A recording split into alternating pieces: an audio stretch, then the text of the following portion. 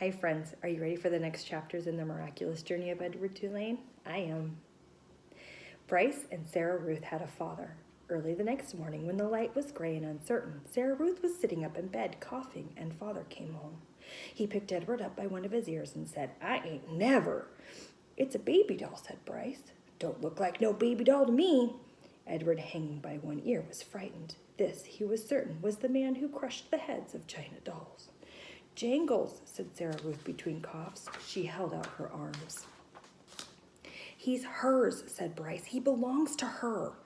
The father dropped Edward on the bed, and Bryce picked up the rabbit and handed him to Sarah Ruth. "It don't matter anyway," said the father. "It don't make no difference, none of it." "It does so matter," said Bryce. "Don't you sass me," said the father. He raised his hand and slapped Bryce across the mouth, and then he turned and left the house.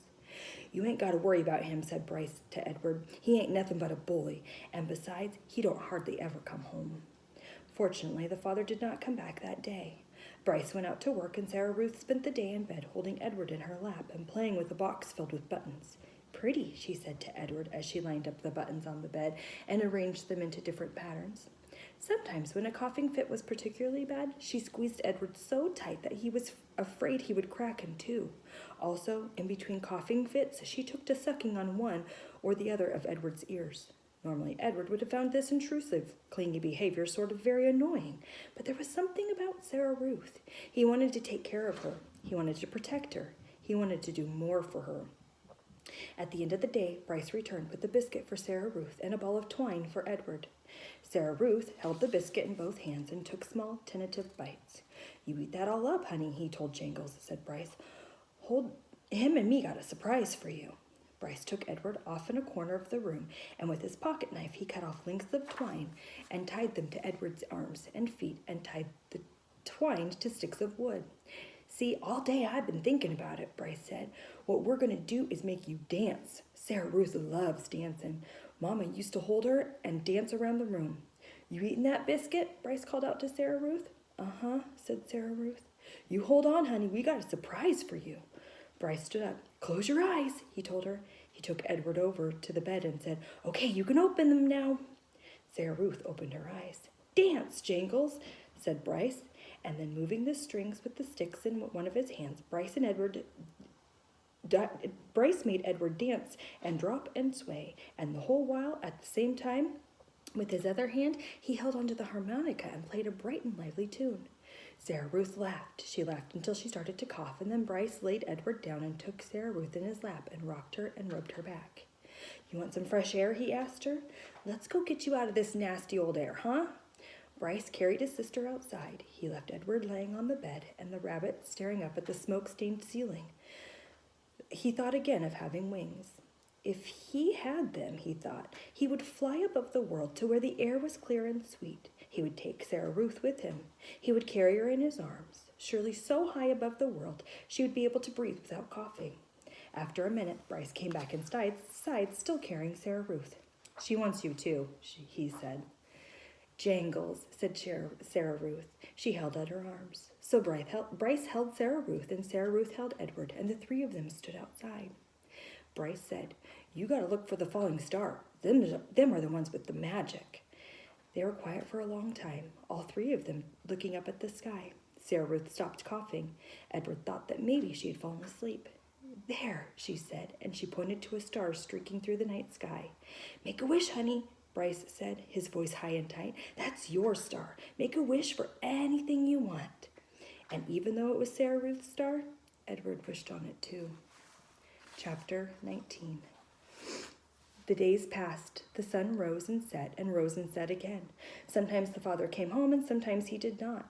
Edward's ears became soggy, and he did not care. His sweater had almost completely unraveled, and it didn't bother him.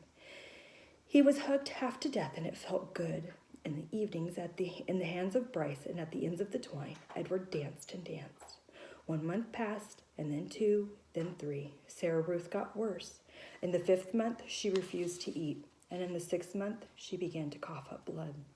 Her breathing became ragged and uncertain, as if she was trying to remember in between breaths what to do and what breathing was. "Breathe, honey," Bryce stood over her and said. "Breathe," thought Edward from deep inside the well of her arms. "Please, please breathe." Bryce stopped leaving the house. He sat at home all day and held Sarah Ruth in his lap and rocked her back and forth and sang to her. On a bright morning in September, Sarah Ruth stopped breathing. "Oh, no," said Bryce. "Oh, honey, take a little breath, please." Edward had fallen out of Sarah Ruth's arms the night before, and she had not asked for him again. So face down on the floor, arms over his head, Edward listened as Bryce wept. He listened as the father came home and shouted at Bryce. He listened as the father wept. "You can't cry," Bryce shouted. "You ain't got no right to cry. You never even loved her. You don't know nothing about love." "I loved her," said the father. "I loved her." "I loved her too," thought Edward. "I loved her and now she's gone. How could this be?" he wondered. How could he bear to live in a world without Sarah Ruth? The yelling between the father and the son continued, and there was a terrible moment when the father insisted that Sarah Ruth belonged to him, that she was his girl, his baby, and that he was taking her to be buried. "She ain't yours," Bryce screamed. "You can't take her. She ain't yours." But the father was bigger and stronger and prevailed. He wrapped Sarah Ruth in a blanket and carried her away. The small house became very quiet. Edward could hear Bryce moving around, muttering to himself, and then finally the boy picked Edward up. "Come on, Jangles," Bryce said. "We're leaving. We're going to Memphis." Bryce and Edward leaving for Memphis. Chapter 20. "How many dancing rabbits have you seen in your life?" Bryce said to Edward. "I can tell you how many I've seen. One. You. That's how you and me are going to make some money. I seen it the last time I was in Memphis. Folks put on any kind of show right there in the street corner and people pay them for it. I seen it." The walk to town took all night. Bryce walked without stopping, carrying Edward under one arm and talking to him the whole time. Edward tried to listen, but the terrible scarecrow feeling had come back. The feeling he had when he was hanging by his ears in the old lady's garden. That feeling that nothing mattered and that nothing would ever matter again. And not only did Edward feel hollow, he ached. Every part of his giant body hurt. He ached for Sarah Ruth. He wanted to hold him. He wanted to dance for her.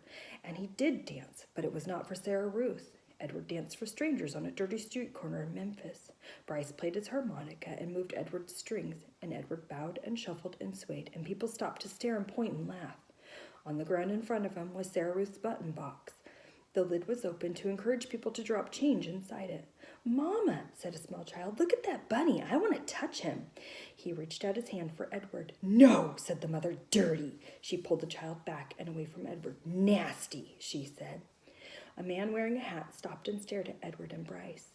"It's a sin to dance," he said, and then after a long pause he said, "It's a particular sin for rabbits to dance." The man took off his hat and held it over his heart. He stood and watched the boy and the rabbit for a long time. Finally, he put his hat back on his head and walked away. The shadows lengthened. The sun became an orange, dusty ball in the low sky. Bryce started to cry.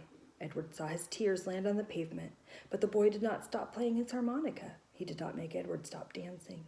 An old woman, leaning on a cane, stepped up close to them. She stared at Edward with deep, dark eyes. "Pellegrina?" thought the dancing rabbit. She nodded at him. "Look at me," he said to her. His arms and legs jerked. "Look at me. You got your wish. I've learned how to love, and it's a terrible thing. I'm broken. My heart is broken. Help me." The old woman turned and hobbled away. "Come back," thought Edward. "Fix me." Bryce cried harder. He made Edward dance faster. Finally, when the sun was gone and the streets were dark, Bryce stopped playing his harmonica.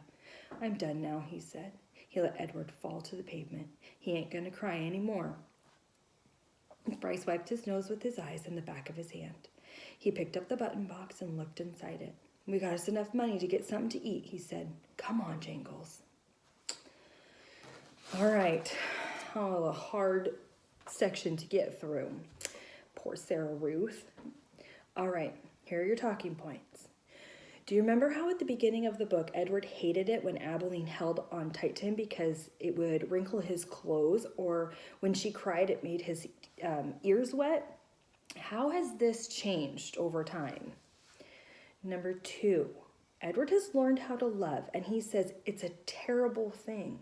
Why do you think he feels that way? All right, turn to somebody next to you. If you had one wish, what would it be? And you can't ask for more wishes. Till next time.